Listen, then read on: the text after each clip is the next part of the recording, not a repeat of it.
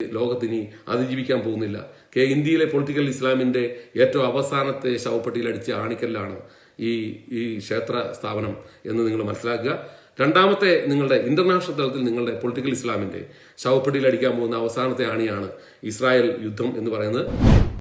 പ്രിയമുള്ളവരെ, ഈ കഴിഞ്ഞ ദിവസം ഇന്ത്യയുടെ പ്രധാനമന്ത്രി പുതിയ രാമക്ഷേത്രത്തിന് പൂജാകർമ്മങ്ങൾ നിർവഹിച്ചുകൊണ്ട് ജനങ്ങൾക്ക് വേണ്ടി ക്ഷേത്രം തുറന്നു കൊടുത്ത് വലിയ വാർത്തയായി. ലോകമാധ്യമങ്ങളെല്ലാം തന്നെ ആ വാർത്ത വളരെ പ്രാധാന്യത്തോടെ പ്രസിദ്ധീകരിച്ചു. യഥാർത്ഥത്തിൽ ഒരു ജനാധിപത്യ രാജ്യത്ത് മറ്റൊരു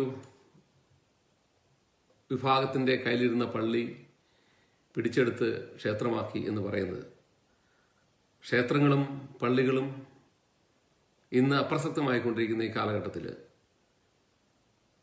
എത്രമാത്രം പ്രസക്തിയുണ്ട്, അതിനെന്തുമാത്രം പ്രാധാന്യമുണ്ട് എന്ന് നാം ചർച്ച ചെയ്യപ്പെടേണ്ടതാണ്.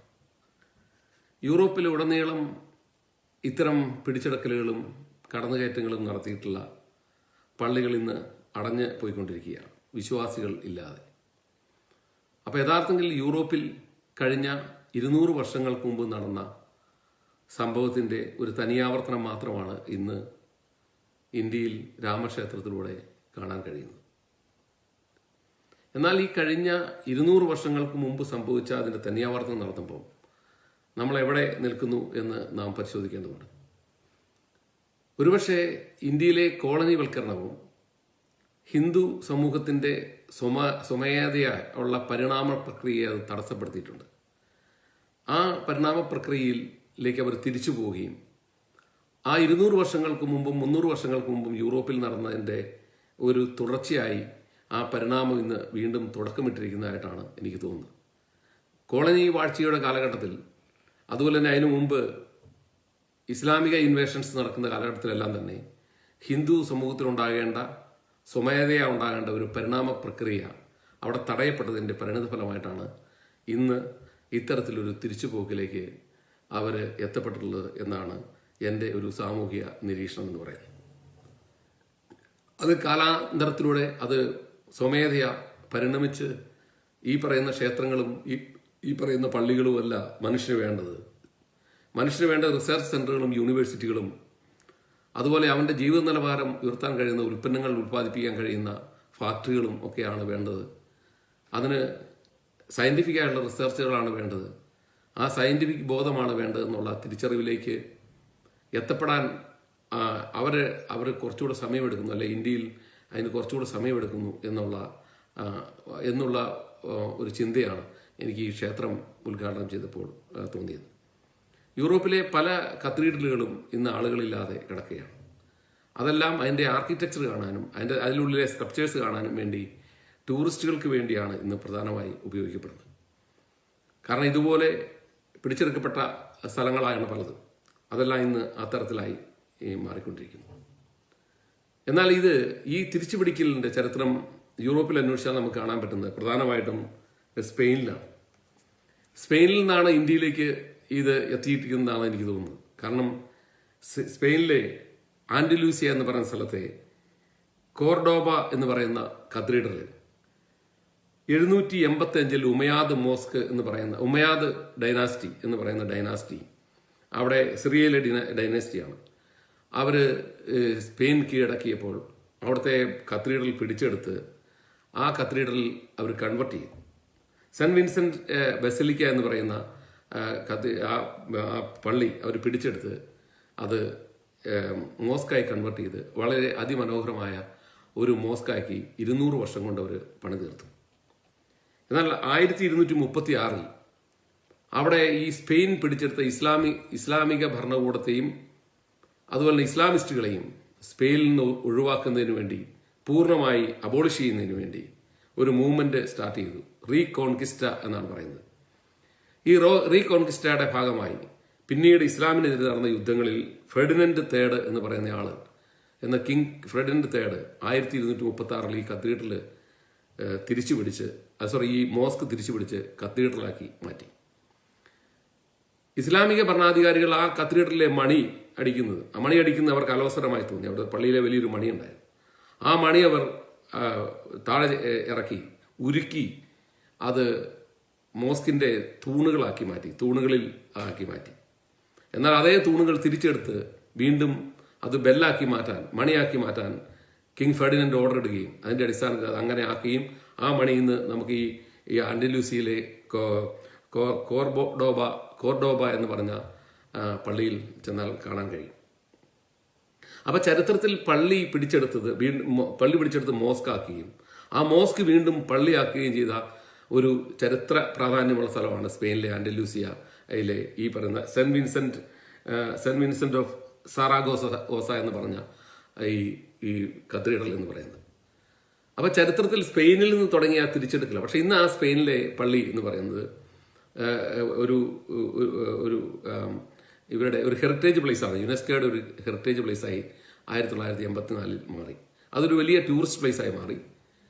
ഇപ്പോഴും അവിടെ കുർബാന നടക്കുന്നുണ്ടെങ്കിലും അതൊരു വലിയ ടൂറിസ്റ്റ് പ്ലേസ് എന്നുള്ള നിലയിലാണ് ഇന്ന് നമ്മൾ കാണുന്നത്. ലോക ചരിത്രത്തിൽ ഇസ്ലാം കടന്നു കയറിയിട്ടുള്ള എല്ലാ സ്ഥലങ്ങളിലും മുഹമ്മദ് മുതൽ ഇങ്ങോട്ട് തുടങ്ങിയിട്ടുള്ള ഈ കടന്നുകയറ്റങ്ങളിലെല്ലാം തന്നെ ഈ പള്ളികളും അതോടൊപ്പം തന്നെ മറ്റു മതവിഭാഗങ്ങളുടെ അമ്പലങ്ങളും എല്ലാം അവർ തകർത്തെറിഞ്ഞിട്ടുണ്ട്. ആ സമൂഹങ്ങളെയും കൊന്നൊടുക്കിയിട്ടുണ്ട്. ഇപ്പം ബനു കുറുവള, ബനു നദീർ, അതുപോലെ തന്നെ ഖൈബറിലെ യഹൂദന്മാർ, ഇവരെല്ലാം ഒടുക്കിയാണ് മുഹമ്മദ്. കാരവൻ കൊള്ളകളും ഒക്കെ നടത്തിയാണ് മുഹമ്മദ് ഈ മതസ്ഥാപനം നടത്തിയത്.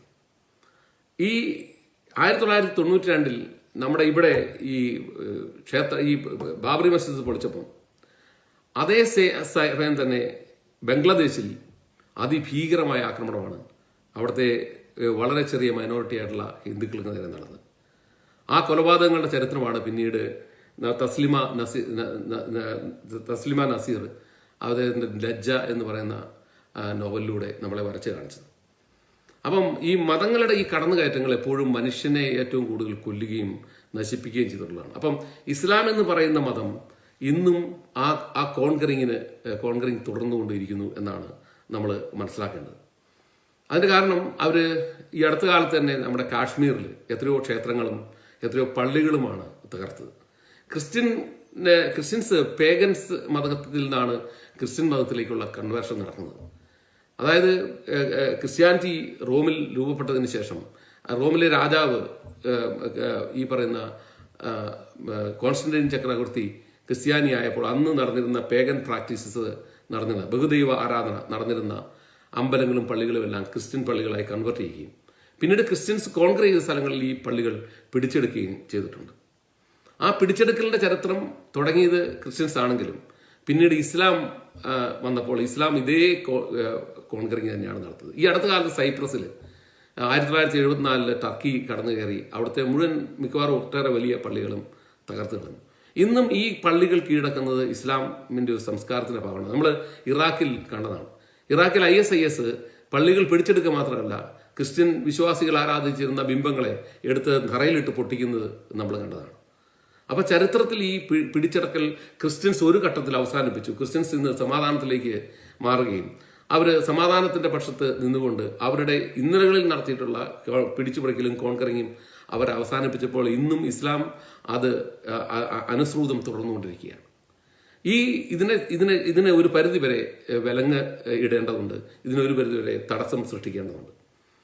ഒരുപക്ഷെ ഹിന്ദു സമൂഹം ഇന്ന് കാണിച്ചിരിക്കുന്നത് ഒരു പരിധിവരെ നമുക്ക് ചിന്തിക്കുമ്പോൾ ഒരു ജനാധിപത്യത്തിന്റെ ഒരു ബ്രോഡ് സെൻസിൽ വിശ്വസിക്കുമ്പോൾ മതങ്ങൾ ഇന്ന് അസ്തമിച്ചുകൊണ്ടിരിക്കുമ്പോൾ ഈ അന്ധവിശ്വാസങ്ങളും അനാചാരങ്ങളും മനുഷ്യൻ വലിച്ചെറിഞ്ഞ് കുറച്ചുകൂടെ റാഷണലായിട്ടുള്ള സ്വതന്ത്ര ചിന്തയുടെ സയൻസിന്റെ അതുപോലെ തന്നെ കൂടുതൽ യുക്തിബോധത്തോടെ ചിന്തിക്കുന്ന ഈ കാലഘട്ടത്തിൽ അത് ചെയ്തത് തെറ്റാണ് അല്ലെ ചെയ്തത് ശരിയായില്ല എന്ന് നമുക്ക് വിധിക്കാം. പക്ഷെ ചരിത്രത്തിന്റെ തിരിച്ചടികൾ മാത്രമാണ് ഒരു തരത്തിൽ ചിന്തിക്കുമ്പോൾ ഈ പറഞ്ഞ ഈ ശ്രീരാമ ക്ഷേത്രത്തിന്റെ സ്ഥാപനം എന്ന് പറയുന്നത്. കാരണം ഇത് 300 വർഷങ്ങൾ 1236 ഇത് സ്പെയിനിൽ നടന്നെങ്കിൽ ഇത് 2024 ഇന്ത്യയിൽ നടക്കുന്നത് എന്നുള്ളതാണ് അതിൻ്റെ ഒരു വ്യത്യാസം എന്ന് പറയുന്നത്. അതിലൂടെ ഞാൻ മറ്റൊരു സംഭവം നോക്കി കാണുന്നത് ഈ ഹിന്ദു സമൂഹം പൊതുവെ വളരെ അഴഞ്ഞ സമൂഹമായിരുന്നു. അവരെ സംബന്ധിച്ചിടത്തോളം അവരുടെ വിശ്വാസങ്ങളും അവരുടെ ദേവന്മാരും അവരുടെ കുലദൈവങ്ങളും ഒക്കെയായി ഒതുങ്ങി കഴിഞ്ഞിരുന്ന ഒരു മനുഷ്യരാണ്. ആ മനുഷ്യരെ ഇന്ന് ഈ തരത്തിൽ ഒരു പൊളിറ്റിക്കൽ ഹിന്ദുവിലേക്ക് കൺവെർട്ട് ചെയ്തതിൻ്റെ പ്രധാന ഉത്തരവാദിത്വം ഇന്ന് ഇന്ത്യയിലെ പൊളിറ്റിക്കൽ ഇസ്ലാമിനാണ് എന്ന് നിങ്ങൾ മറക്കരുത്. 1980-കളിൽ ജമാഅത്തെ ഇസ്ലാമി ഇന്ത്യയുടെ തെരുവുകളിൽ എഴുതി വെച്ചു, ഇസ്ലാമിലൂടെയാണ് ഇന്ത്യയുടെ മോചനം എന്ന് എഴുതി വെച്ചു. പിന്നീട് ഷാബാനോ കേസിൽ വലിയ പ്രകടനം നടത്തി രാജീവ് ഗാന്ധിയെ ഭയപ്പെടുത്തി അവർ യഥാർത്ഥത്തിൽ ആ ഷാബാനോ കേസിന്റെ വിധിയെ അട്ടിമറിച്ചു. പാർലമെന്റിലൂടെ അത് അട്ടിമറിച്ചു. 1948-ൽ മഹാത്മാഗാന്ധിയെ കൊന്നതിന് ശേഷം ഇന്ത്യയിലെ ഈ പറഞ്ഞ ഹിന്ദു ഔട്ട്ഫിറ്റ്സിന് അല്ലെ ഹിന്ദു വിഭാഗങ്ങൾക്ക്, ഹിന്ദു ഫനാറ്റിക്സുകൾക്ക് ഒരു തരത്തിലും രാഷ്ട്രീയത്തിൽ ഒരു സ്പേസും കിട്ടായിരുന്ന സാഹചര്യത്തിലാണ് ഈ ഷാബാനോ കേസ് അവർക്കൊരു പിടിവള്ളിയായി കിട്ടിയത്. ആ പിടിവള്ളിയിൽ അവർ തൂങ്ങി.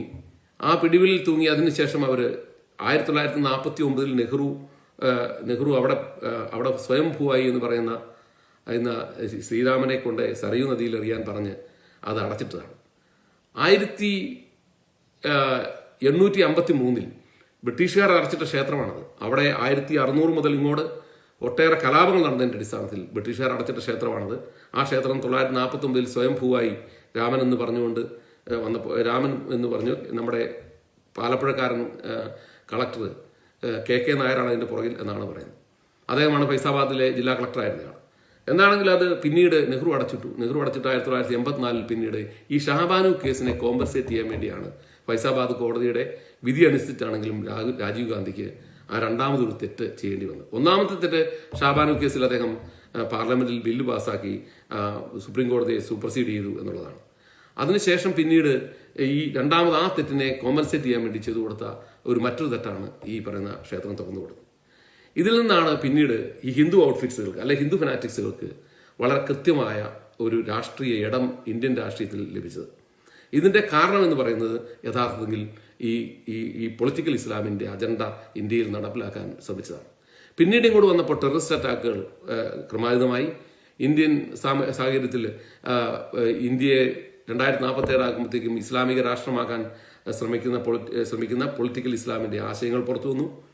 ഇതിലൂടെ എല്ലാം സംഭവിച്ചത്. അതുപോലെ തന്നെ ജോസഫ് സാറിന്റെ കൈവെട്ട് ഉൾപ്പെടെ ഇന്ത്യയിൽ അങ്ങോളം ഇസ്ലാമിക തീവ്രവാദികളുടെ ആക്രമണം ആരംഭിച്ചപ്പോൾ അന്നുവരെ രാഷ്ട്രീയമായി ശ്വാസം കിട്ടാതിരുന്ന, അന്നുവരെ രാഷ്ട്രീയമായ ഒരു വെളിച്ചം കിട്ടാതിരുന്ന ഹിന്ദു ഫനാറ്റിക്സുകൾക്ക് കൃത്യമായ വഴി വെച്ചു കൊടുത്തതിൽ ഈ പറയുന്ന ഈ പൊളിറ്റിക്കൽ ഇസ്ലാമിനും ഈ പൊളിറ്റിക്കൽ ഇസ്ലാമിന്റെ ടെററിസത്തിനും ഭീകരവാദത്തിനും വലിയ പങ്ക് ഉണ്ട് എന്ന് ആര് നിഷേധിച്ചാലും ചരിത്രം അന്വേഷിക്കുന്നവർക്ക് മനസ്സിലാകും.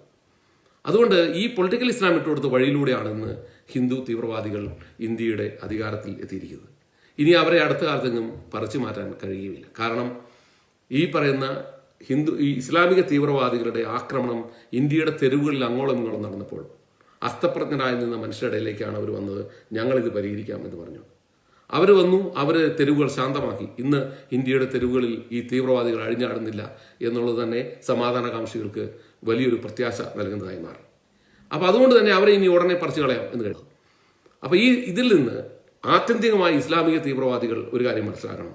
നിങ്ങളുടെ പൊളിറ്റിക്കൽ ഇസ്ലാമിന്റെ അജണ്ട ഇനി ഈ ലോകത്ത് നടക്കില്ല. മുഹമ്മദ് AD 600-ൽ കാട്ടിക്കൂട്ടിയിട്ടുള്ള കുറേയേറെ ഈ കാലഘട്ടത്തിന് ചേരാത്ത ചില പ്രവൃത്തികളുണ്ട്. അദ്ദേഹത്തിന്റെ വ്യക്തി ജീവിതം എന്ന് പറയുന്നത് ഈ കാലഘട്ടത്തിന് ചേർന്നതല്ല എന്ന് സത്യസന്ധമായി നമ്മൾ അംഗീകരിക്കണം. ഈ ട്രൂത്ത് ഫൈറ്റേഴ്സ് എന്ന് പറയുന്ന ഒരു ഗ്രൂപ്പ് ക്ലബ് ഹൗസിൽ 21 ലക്ഷം രൂപയാണ് അവർ ഇനാം പ്രഖ്യാപിച്ചത്. നിങ്ങൾ മുഹമ്മദിനേക്കാൾ മോശക്കാരനാണ് എന്ന് കാണിക്കാമോ എന്നുള്ളതായിരുന്നു അവരുടെ ചോദ്യം എന്ന് പറയുന്നത്. ആ 21 ലക്ഷം രൂപ മേടിക്കാൻ ആരുമില്ലായിരുന്നു. അതുകൂടാതെ അവർ 2 ലക്ഷം രൂപ പ്രഖ്യാപിച്ചു. 10 മുഹമ്മദിന്റെ നന്മകൾ നിങ്ങൾക്ക് പറയാമോ എന്ന് ചോദിച്ചുകൊണ്ട്. അതും മേടിക്കാൻ ആരും അവിടെ വന്നില്ല. അവിടെ ആ ചർച്ചകളിൽ ഒട്ടേറെ ആളുകൾ വന്നു. പക്ഷേ ആ 10 നന്മകൾ ചൂണ്ടിക്കാണിക്കാൻ അന്ന് വരെ ഭൂമിയിലില്ലായിരുന്ന 10 നന്മകൾ, മുഹമ്മദിലൂടെ പുതിയതായിട്ട് വന്ന 10 നന്മകൾ ചൂണ്ടിക്കാണിക്കാൻ പറഞ്ഞിട്ട് അവർ പരാജയപ്പെടുകയാണ് ചെയ്തത്. അപ്പൊ അതുകൊണ്ട് മുഹമ്മദിന്റെ ജീവിതം എന്ന് പറയുന്നത് അത്രമാത്രം ശ്രേഷ്ഠമൊന്നുമല്ല. അത് വായിച്ചിട്ടുള്ള ആർക്കും, ഖുർആൻ വായിച്ചിട്ടുള്ള ആർക്കും, ഹദീസ് വായിച്ചിട്ടുള്ള ആളുകൾക്കും ഇന്ന് നമ്മുടെ സോഷ്യൽ മീഡിയയിൽ അത് വളരെ കൃത്യമായ ആളുകൾ തെളിവ് വെച്ച് എക്സ് മുസ്ലിംസും ഒക്കെ വളരെ കൃത്യമായി വിശദീകരിച്ചുകൊണ്ടിരിക്കുന്നു. എക്സ് മുസ്ലിമിലെ ഒരു വലിയ വിഭാഗം തന്നെ അതിനെപ്പറ്റിയുള്ള ഡീപ്പായി പഠിച്ച് ആളുകളെ പഠിപ്പിച്ചുകൊണ്ടിരിക്കുന്നു. അപ്പൊ അതുകൊണ്ട് നിങ്ങൾ ഇസ്ലാമിക തീവ്രവാദികൾ ഒരു കാര്യം മനസ്സിലാക്കുക. നിങ്ങളുടെ ഇന്നലകളിലെ ഈ കൊള്ളയും കൊള്ളിവെപ്പും പിടിച്ചുപറിയും, മുഹമ്മദ് മുതൽ തുടങ്ങിയ ഈ കൊള്ളയും കൊള്ളിവെപ്പും പിടിച്ചുപറിയും ഇനി ഒരു ഏറിയ കാലം തുടരാൻ അനുവദിക്കുന്നില്ല. ജനസമൂഹം അംഗീകരിക്കുന്നുള്ള തെളിവാണ് ഈ ശ്രീരാമ ക്ഷേത്രത്തിന്റെ തിരിച്ചുപിടിക്കൽ. അത് ജനാധിപത്യ വിരുദ്ധമാണെന്ന് പറയുമ്പോൾ പോലും ഒരു ചരിത്രപരമായിട്ടുള്ള ഒരു അനിവാര്യതയായിട്ടാണ് ഞാൻ കാണുന്നത്. അപ്പോൾ അതുകൊണ്ട് ജനാധിപത്യത്തിനും മതേതരത്തിനും നിങ്ങൾ ഒരു എലിറ്റ് ക്ലാസ്സാണ്, നിങ്ങൾ വലിയ സംഭവമാണ്, നിങ്ങൾ മാത്രം സ്വർഗത്തിൽ പോകുന്നവരാണ്, നിങ്ങൾക്ക് മാത്രമാണ് സ്വർഗം അവകാശപ്പെട്ടത്. മറ്റുള്ളവർ ബഹുദൈവ വിശ്വാസികളും ക്രിസ്ത്യൻസും ജൂതന്മാരും കൊല്ലപ്പെടേണ്ടവരും അവരെ ഈ മധ്യപൂർവ്വ ദേശത്ത് നിന്ന് അടിച്ചോടിക്കപ്പെടേണ്ടവരും അതോടൊപ്പം തന്നെ അവർ ഭൂമിയിൽ ജീവിക്കാൻ അവകാശമില്ലാത്തവരുമാണെന്നുള്ള നിങ്ങളുടെ ഖുർആന്റെ കൺസെപ്റ്റ്, ആ കൺസെപ്റ്റ് ഇനി പ്രായോഗികമല്ല. അതുകൊണ്ട് നിങ്ങളുടെ ദൈവവിശ്വാസം എന്ന് പറയുന്നത് നിങ്ങളുടെ സ്വകാര്യതയിൽ ഒതുക്കി നിർത്തണം. അത് പൊളിറ്റിക്കൽ ഇസ്ലാമിന്റെ ഭാഗമാക്കി, പൊളിറ്റിക്സ് ഇല്ലാതെ ഇസ്ലാമിന് നിലനിൽപ്പില്ല, അത് വേറെ കാര്യം, എങ്കിൽ പോലും പൊളിറ്റിക്കൽ ഇസ്ലാമിന്റെ തലത്തിൽ അതിനെ നിങ്ങൾ മറ്റ് മതസമൂഹങ്ങളെ കീഴ്പ്പെടുത്തുകയും ജസിയ മേടിക്കുകയും ചെയ്യാമെന്നുള്ള, അല്ലെങ്കിൽ അവരുടെ സ്ത്രീകളെ പിടിച്ചുകൊണ്ടുപോയി ഇന്നും നമ്മുടെ തെരുവിൽ വിൽക്കാമെന്നുമുള്ള ആ വ്യാമോഹം നടക്കില്ല. കാരണം മുഹമ്മദിന്റെ ചെയ്തികളാണ് ഇതൊക്കെ. അത് ആ മുഹമ്മദ് കാണിച്ചു തന്നിട്ടുള്ളതാണ് ഈ സ്ലേവറിയും തെരുവിൽ സ്ത്രീകളെ വിലക്കി വിൽക്കുന്നതും അതുപോലെ ലേലം വിളിച്ച് വിൽക്കുന്നതും ഒക്കെ. അത്തരം പരിപാടികളൊന്നും ഇനി നടക്കുമെന്ന് വിചാരിക്കരുത്. അതുകൊണ്ട് നിങ്ങളുടെ വിശ്വാസം നിങ്ങളുടെ ബനിയനായിട്ട്, നിങ്ങളുടെ ഡ്രസ്സിനുള്ളിൽ, നിങ്ങളുടെ മനസ്സിനുള്ളിൽ, അല്ലെങ്കിൽ നിങ്ങളുടെ അണ്ടർവെയറായിട്ട് നിങ്ങൾ ഉപയോഗിക്കണം. അല്ലാതെ അത് പുറത്തെടുത്ത് വെച്ച് മറ്റു മനുഷ്യരുടെ മുകളിൽ കടന്നു കയറാൻ നിങ്ങൾ ശ്രമിക്കുന്നിടത്തോളം കാലം ഇത്തരം തിരിച്ചടികൾ നിങ്ങൾ നേരിടേണ്ടി വരും. അതുകൊണ്ട് നിങ്ങൾ മറ്റു മനുഷ്യരുടെ അമ്പലങ്ങളും ക്ഷേത്രങ്ങളും പിടിച്ചെടുക്കുന്നത്, അല്ലെങ്കിൽ അവരുടെ പള്ളികൾ പിടിച്ചെടുക്കുന്നത്, നിങ്ങൾ ഈ അടുത്ത കാലത്തല്ല ഈ ഇറാഖിലും ഞാൻ പറഞ്ഞ കാശ്മീരിലും ഒക്കെ ഈ പരിപാടികൾ ചെയ്തത് ഈ ആധുനിക കാലത്തിലാണ്, ഒരുപാട് പുറകിലില്ല. അതുകൊണ്ട് ഇസ്ലാം കോൺകറിങ് നടത്തുന്ന എല്ലാ സ്ഥലങ്ങളിലും ഇത്തരം പ്രവർത്തികൾ നടക്കുന്നുണ്ട്. അത് മുഹമ്മദ് എന്ന് പറഞ്ഞ ആർക്കിയോളജിസ്റ്റ് വളരെ കൃത്യമായത് ക്ഷേത്രമാണ്, ഇതിനു മുമ്പ് ക്ഷേത്രമായിരുന്നു പറഞ്ഞിട്ടുണ്ട്. അപ്പൊ അതുകൊണ്ട് നിങ്ങൾ ഈ പിടിച്ചെടുക്കൽ അവസാനിപ്പിക്കുക. ആ പിടിച്ചെടുക്കൽ അവസാനിപ്പിച്ച് നിങ്ങൾ ജനാധിപത്യത്തിന്റെയും മതേതരത്തിന്റെയും പക്ഷത്തേക്ക് വരാതെ ഇന്ന് നിങ്ങൾക്ക് ഇനി മുമ്പോട്ട് പോകാൻ കഴിയില്ല. അതിന്റെ പരിണിത ഫലമാണ് ഇന്ന് ഈ ക്ഷേത്രം എന്നുള്ള തിരിച്ചറിവ് എനിക്കുണ്ട്. ആ തിരിച്ചറിവ് എന്നെപ്പോലുള്ള ആളുകൾക്കാണ്. മറിച്ചൊരു മതവിശ്വാസിയെ സംബന്ധിച്ചിടത്തോളം, ഇസ്ലാമിക മതവിശ്വാസിയെ സംബന്ധിച്ചിടത്തോളം അവൻ ഇത് തെറ്റാണെന്ന് പറയുമ്പോൾ അവൻ ചെയ്തിട്ടുള്ള കാര്യങ്ങൾ മനുഷ്യ സമൂഹം ചൂണ്ടിക്കാണിക്കും. അപ്പൊ അതുകൊണ്ട് നിങ്ങൾ ഇന്നലകളിൽ നടത്തിയിട്ടുള്ള കൊള്ളകളും കൊലപാതകങ്ങളും അവസാനിപ്പിച്ച് നിങ്ങൾ ഇന്നലകളിൽ ഈ മുഹമ്മദിന്റെ പാത പിന്തുടർന്ന്, ഇപ്പോഴും നിങ്ങളുടെ മുഹമ്മദിന്റെ പാത പിന്തുടർന്ന് നിങ്ങൾക്ക് ഈ പറഞ്ഞ ആളുകളെ കീഴ്പ്പെടുത്താവുന്നതും പള്ളികൾ പിടിച്ചെടുക്കാവുന്നതും സ്ത്രീകളെ അടിമകളാക്കി പിടിക്കാവുന്നതും ഒക്കെയുള്ള സ്വപ്നങ്ങൾ നിങ്ങൾ മനസ്സിൽ കൊണ്ടു നടക്കുന്നുണ്ടെങ്കിൽ നിങ്ങളുടെ കാലഘട്ടം അവസാനിച്ചു. നിങ്ങൾ ഈ ലോകത്തിനി അതിജീവിക്കാൻ പോകുന്നില്ല. ഇന്ത്യയിലെ പൊളിറ്റിക്കൽ ഇസ്ലാമിന്റെ ഏറ്റവും അവസാനത്തെ ശവപ്പെട്ടിയിൽ അടിച്ച ആണിക്കല്ലാണ് ഈ ക്ഷേത്ര സ്ഥാപനം എന്ന് നിങ്ങൾ മനസ്സിലാക്കുക. രണ്ടാമത്തെ നിങ്ങളുടെ ഇന്റർനാഷണൽ തലത്തിൽ നിങ്ങളുടെ പൊളിറ്റിക്കൽ ഇസ്ലാമിന്റെ ശവപ്പെട്ടിയിൽ അടിക്കാൻ പോകുന്ന അവസാനത്തെ ആണിയാണ് ഇസ്രായേൽ യുദ്ധം എന്ന് പറയുന്നത്. ഫൈനലി ഇന്ന് ഖാൻ യൂസ് എന്ന് പറയുന്ന അവരുടെ മെയിൻ സെൻട്രൽ ഹോൾഡ്, അതായത് പ്രധാനപ്പെട്ട ഹമാസിന്റെ ഏരിയ ഇന്ന് ഇസ്രായേൽ ആർമി വളഞ്ഞിട്ടുണ്ട്. അവരുടെ 550ഓളം വരുന്ന സോൾജേഴ്സ് നഷ്ടപ്പെട്ടെങ്കിലും അവർ ആ യുദ്ധത്തിൽ നിന്ന് പുറകോട്ട് പോകില്ല എന്ന് കൃത്യമായി പറഞ്ഞിട്ടുണ്ട്. ഹമാസ് എന്താണ് മുമ്പോട്ട് വയ്ക്കുന്നത്, അതാണ് ഇസ്ലാമിക് ഐഡിയോളജി എന്ന് പറയുന്നത്. ആ ഇസ്ലാമിക് ഐഡിയോളജി മുമ്പോട്ട് വെച്ചുകൊണ്ടാണ് ഹമാസ് പോകുന്നത്. അവർക്ക് അവിടെ സെക്കൻഡറി സിറ്റിസൺ, അവരുടെ രാജ്യമെന്ന് പറയുന്നത് മുഴുവൻ ഇസ്രായേലുമാണ്. മുഴുവൻ ഇസ്രായേലും പാലസ്തീനും അടങ്ങുന്ന പ്രദേശമാണ്. അവിടെ യൂതന് യാതൊരു സാധ്യതയില്ല. യൂതനെ അവിടെ സെക്കൻഡറി സിറ്റിസണായിട്ട് അവിടെ ജീവിക്കാൻ സമ്മതിക്കുള്ളൂ എന്ന് അവർ പറഞ്ഞിട്ടുണ്ട്. അവരുടെ പ്രഖ്യാപിത രാഷ്ട്രം എന്ന് പറയുന്നത് ഈ പറയുന്ന മുഴുവൻ പ്രദേശങ്ങളുമാണ്. അവിടെ ജൂതനും മറ്റു ക്രിസ്ത്യാനികൾക്കും യാതൊരു പ്രസക്തിയില്ല. അവിടെ ജസിയ കൊടുത്തേ മറ്റുള്ളവർക്ക് ജീവിക്കാൻ കഴിയുള്ളൂ എന്ന് അവരുടെ ഡിക്ലറേഷൻ പറഞ്ഞിട്ടുണ്ട്. അതുകൊണ്ട് പൊളിറ്റിക്കൽ ഇസ്ലാമിന്റെ കിങ് പിൻ എന്ന് പറയുന്ന ഒന്നാണ് ഹമാസ് തീവ്രവാദം എന്ന് പറയുന്നത്. ആ ഹമാസ് തീവ്രവാദത്തെ ലോകത്തെ മുഴുവൻ മനുഷ്യരും കൂടെ നിന്നുകൊണ്ട് ഇന്ന് അടിച്ചു തകർത്ത് ഒരു പരുവാക്കി നിർത്തിയിട്ടുണ്ട്.